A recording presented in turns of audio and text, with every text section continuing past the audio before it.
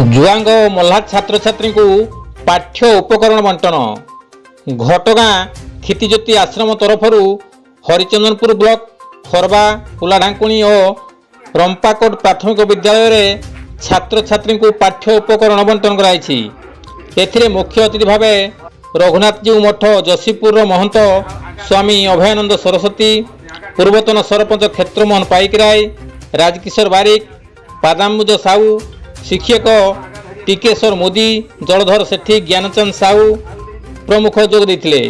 यही कार्यक्रम को संयोजना करते घटगाँ क्षितिज्योति आश्रम बाबा चरमानंद दास उर्फ प्रताप एवं परिचालक अर्जुन चरण महंत। कविंद्र राउत का रिपोर्ट केडी न्यूज।